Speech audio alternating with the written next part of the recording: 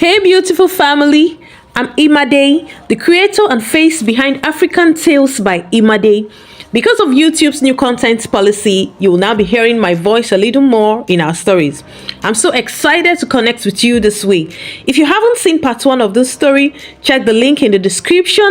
Don't forget to like this video, share your thoughts in the comments below, and subscribe if you haven't already. Now let's dive in. Juliet woke up with a scream caught in her throat. But there was no air. The room was dark, too dark. Not pitch black, but wrong black, the kind where your eyes stay open and still see nothing. She tried to move. Her wrists were chained to the floor. The air smelled of smoke and disinfectant. There were no corners in the room. The walls curved into each other like a cocoon. It wasn't built by architects. It was built by something else. She could hear humming. Voices, soft, chanting, rhythmic. Then, a light flickered on, not a bulb, but a lantern. Red. Old. And in its glow, she saw them. 6 figures in hospital scrubs. But their faces were not normal. Some had long veins running down their necks. One had no eyes. The tallest had a serpent tattoo that moved when he breathed. At the center was a chair. They unchained her, dragged her toward it. "She's the one," someone said.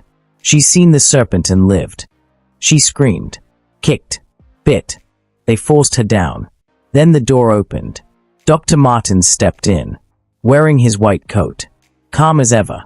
He bent close to her and whispered, "Welcome back, Juliet. You almost ruined everything. But don't worry, we have better use for your voice now." He touched her forehead, and everything went black again. In a crowded bus station 3 states away, Dr. Chidiaber sat alone. Hair messy. Shirt torn. His face was on TV. Wanted for attempting cyber attack at National Health Conference. They called him a madman. A former doctor with a grudge. But he was focused on one thing. Finding Juliet. He had no tools. No contacts. But he had a map. One he'd stolen years ago from the cult's archives. It showed all hospitals connected to the circle. There were 19 across the country, each one with a marked bed, each one with a portal site they called the window. But there was only one extraction base, one place where high-value captives were taken. He circled it.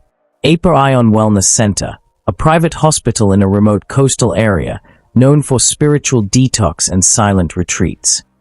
Nobody suspected anything, because the patients signed NDA forms before admission. Dr. Chidiaber packed a bag. He whispered to himself, "Juliet, hold on. I'm coming." Across the city, at a completely different hospital, a new incident was unfolding. Lara, a 38-year-old banker and mother of 2, walked into a hospital at 6:30 p.m. Severe chest pain. Slurred speech. Classic signs of a heart attack. Her friend begged the nurses, "Please help her. She can't breathe." The receptionist stared at her nails.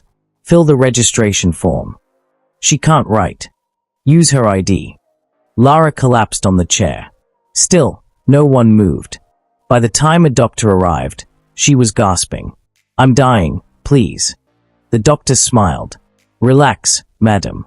You just need oxygen. Don't panic." But there was no oxygen tank available. She was moved from room to room. Each time, they said, "We're checking vitals," while doing nothing. Eventually, she was left alone for 15 minutes. When a nurse returned, Lara was cold. Eyes wide open. Mouth frozen mid-sentence. Her last words, "I can hear my death." When her husband arrived and asked for records, the hospital claimed she was unconscious upon arrival. They erased the CCTV. They printed a clean file. No one was punished. No one even apologized. But a young intern nurse who had seen it all contacted Chidiaber. She said, "This wasn't a mistake. They starved her of air, just like the others." Juliet was awake again. This time, she wasn't in chains. She sat on a soft bed. Clean sheets. A warm bowl of soup beside her.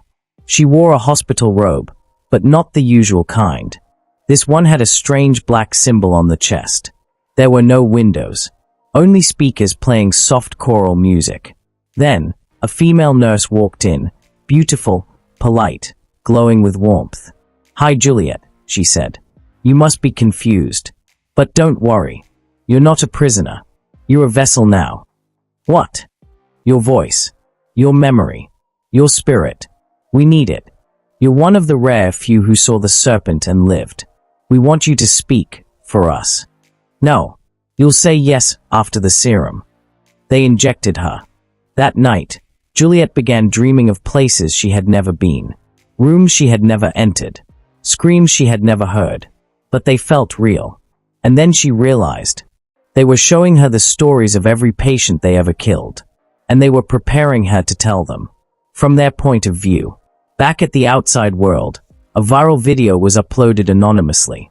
It showed Juliet in a dark room, speaking slowly, her eyes distant.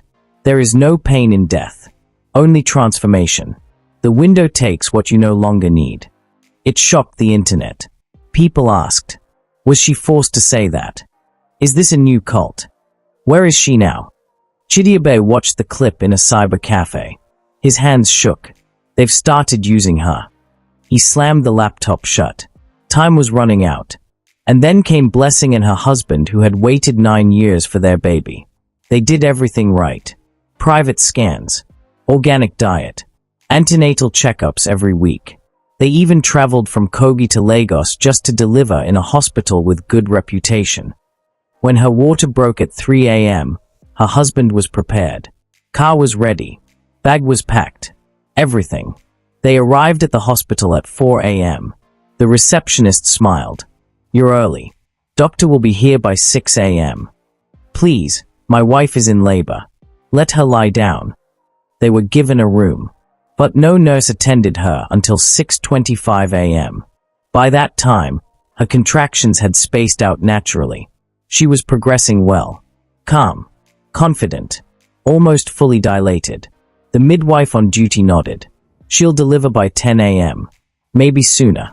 But at 7 a.m., a young doctor walked in, glanced at the monitor, scribbled something, then called her husband into the hallway. "We noticed something on the baby's heart rate. It's best we go in for a C-section. Quickly." The husband panicked. "What?" "But she's fine. She's been okay all night. We're professionals, sir. If anything happens during normal delivery, you'll blame us." They brought a paper. "Sign quickly. The theater is waiting." He signed. They wheeled her in. 30 minutes later, a nurse emerged holding a healthy, crying baby. "Congrats. You have a boy." But Blessing didn't smile. She was groggy. Weak. They gave her too much anesthesia. She couldn't hold the baby. Couldn't breastfeed for 2 days. When she finally asked what went wrong, the doctor said, "Nothing major. We just prefer to be safe than sorry." A week later, a nurse whispered to her, "You are progressing just fine. But C-sections bring in more money." That evening, the husband asked for their file. The hospital refused. They only gave a sanitized summary that said, "Emergency C-section recommended to avoid fetal distress." They were billed over 950,000 Nigerian nairas. And when the husband protested, "You could have helped her deliver normally," the accountant said, "You wanted private care. This is private care." They left with their child. Alive.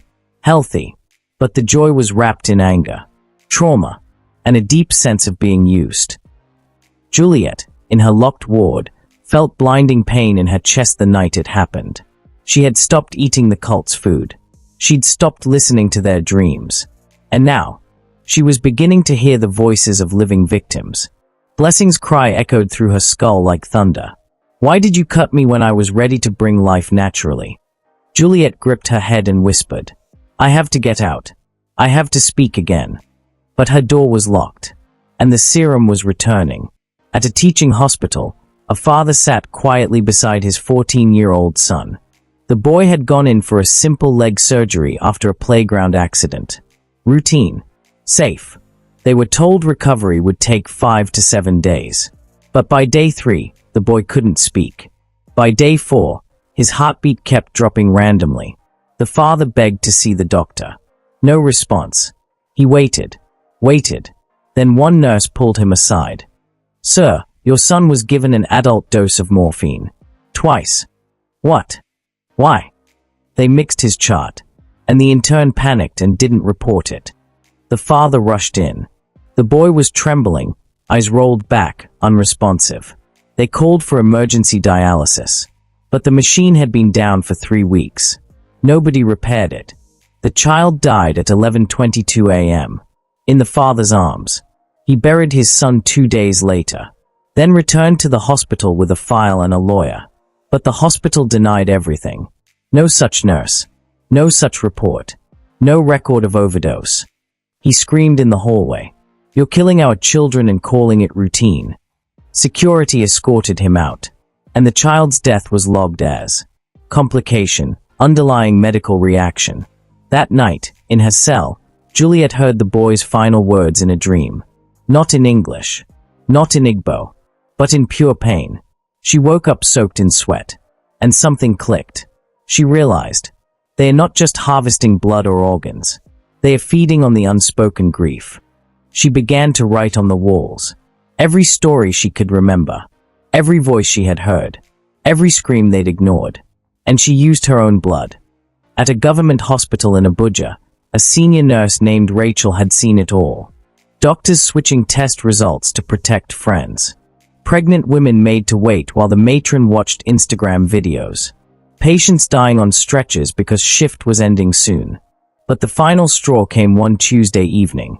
A young woman, 25, came in for D&C, a common procedure to remove pregnancy tissues. She wasn't married, looked anxious, whispered to Rachel, "Please, just stay with me. I don't trust anyone here." Rachel promised. But the moment she left to sign a form, a male nurse and intern took the woman into a side theater. Without consent, without proper anesthesia, the woman screamed for 6 full minutes. By the time Rachel barged in, it was done. The patient bled for 9 hours. Her uterus was torn. She would never have children again.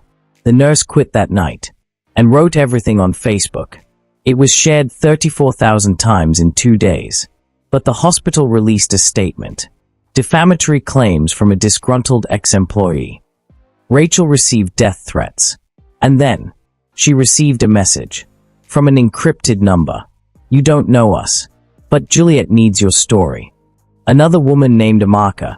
She was 32, pregnant with her second child, and deeply spiritual. She chose the Path Hospital for her delivery, a serene-looking private center recommended by her pastor's wife. Her pregnancy had been perfect. No complications. No issues. She was full of peace. Until delivery day. At 6 a.m., her water broke.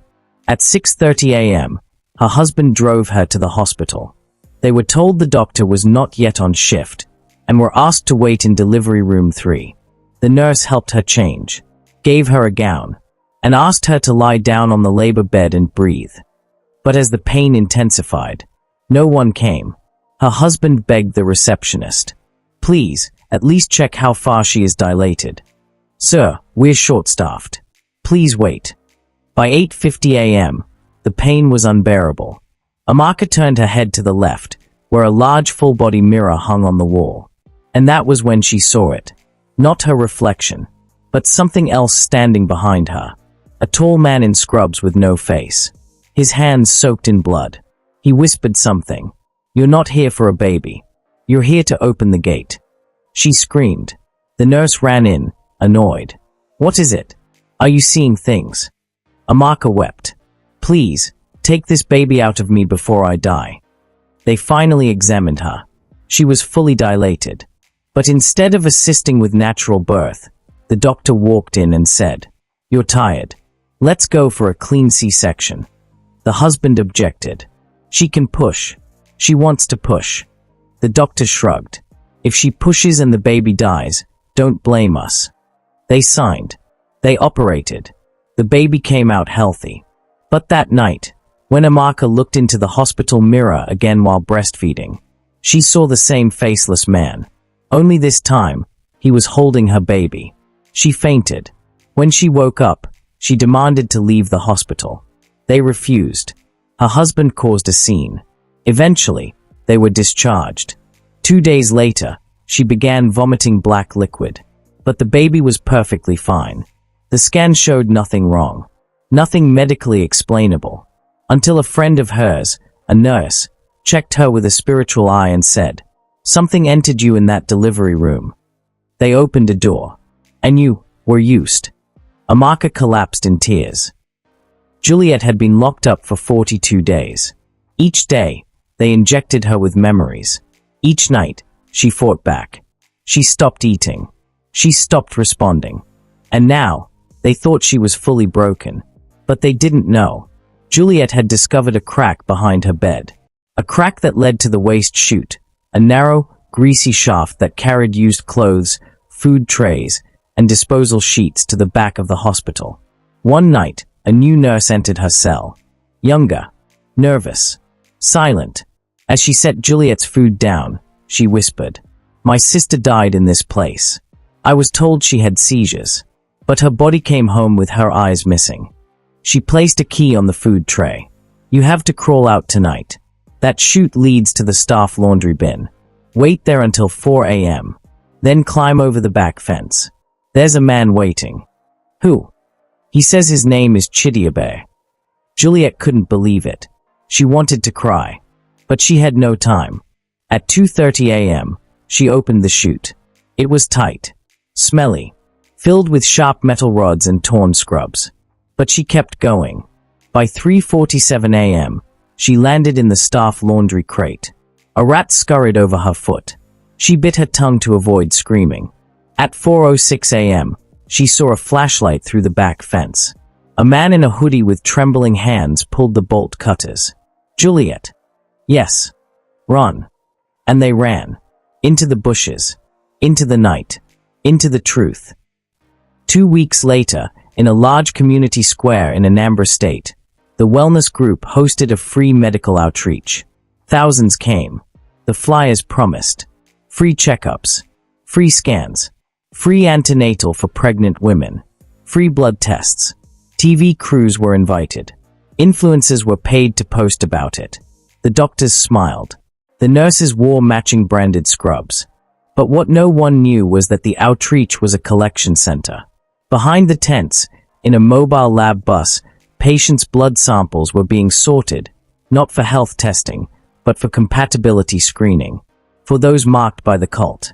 Those who had what they called pure spiritual biosignatures. One pregnant woman, a 21-year-old, was told her scan had a shadow and was asked to visit their main center for more tests. She went. She never came back. But someone filmed the wrong thing. A cleaner, trying to make TikTok content, recorded a back tent where a nurse said, "We've got 9 matches today already. That's more than a Budger outreach last month." She posted the video accidentally. By nightfall, it had 92,000 views. And that was when Chidiabe and Juliet saw it. Juliet looked at the screen. Her eyes burned. They are not slowing down. They are spreading. Chidiabe lit a candle and said, "Then we will speak. One last time. Not from behind a camera. Not online. Live. On national TV. During their next summit." Juliet looked at him. "Let's open the window. This time, for everyone to see. But first I must find Daniel," Juliet said. He was being kept in a secret wing of the wellness center, disguised as a pediatric rehab unit. But what they were doing to him was far from rehab. Each morning, he was bathed in thick blue light. Each afternoon, he was injected with a serum that made him see things. Temples with no roof, nurses with snake eyes, and Juliet screaming somewhere far away. They didn't hurt him physically. They didn't need to. They were breaking his spirit slowly, preparing him to become what they called the first vessel child. But Daniel held on. Because in the corner of his mind, he remembered Juliet's voice. "You are not alone." Juliet and Chidiabe knew the cult moved Daniel to spirit-sensitive zones before rituals. They backtracked every ritual date, every blood moon, every outreach, until they traced a disturbing pattern. Each time the serpent is fed, children vanish. Juliet posed as a researcher from UNICEF. Chidiabe posed as her security escort. Together, they entered the main compound under the name Alora Diem, a made-up representative from an international agency. When they reached the third floor, nothing. The second, nothing. But in the basement, Juliet felt it. Her skin prickled. The air was too quiet. She told Chidiabe, "He's here." And he was. In a small room, wearing hospital scrubs and drawing a picture on the wall with his fingers. A picture of a snake coiled around a stethoscope. "Daniel," Juliet whispered. He turned. "I knew you'd come." They didn't walk out. They ran. Through fire doors. Through alarms. But Chidiabe had rigged the security system. They escaped in an ambulance, the same vehicle used to transport expired patients. Daniel slept in Juliet's arms the whole way back. "You're safe now," she whispered. But the war was far from over. The 2025 International Health and Innovation Gala was the biggest medical gathering on the continent. Ministers, ambassadors, professors. Live cameras. CNN Africa. BBC. YouTube live stream.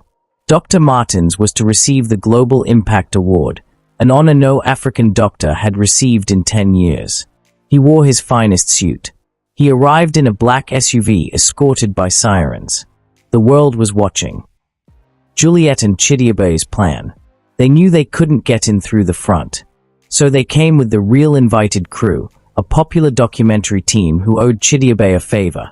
Inside, Juliet wore a silver-laced gown. Daniel was in her arms, quiet, wrapped, unseen.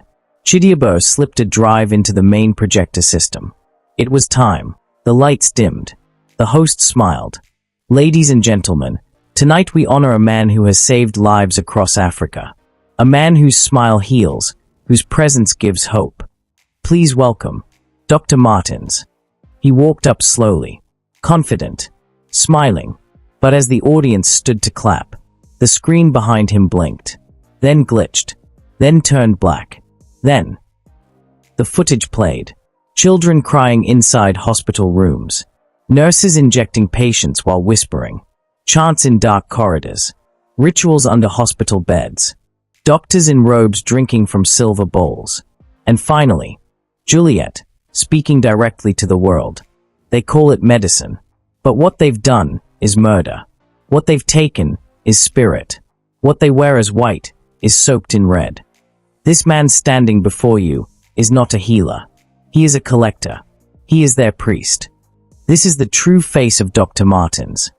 The screen flashed to his cult photo. Dark robe. Snake behind him. Blood on his hands. People gasped. Cameras flashed. Guests screamed. A woman fainted. Dr. Martens froze. The hall was still in chaos. Screams. Phones recording. Journalists crying. As the projector flickered off, Dr. Martens turned and ran. He shoved aside the host. Knocked over a chair. His driver was already waiting outside, engine running. But the crowd followed him. Dozens of nurses. Patients. Activists. Mothers who had lost their children. They chased him through the marble lobby. "Stop him. That's the man. He took my sister. That's the serpent doctor." He tried to climb into the car, but someone from the crowd smashed the window. Another person slashed the tires. He ran again, this time into the street. That was when a woman, old, weeping, screamed, "My daughter died on your table. May your soul never know peace." She threw her lantern. It hit him squarely on the back. He fell. Fuel from the leaking car caught the fire. The flame raced across the pavement.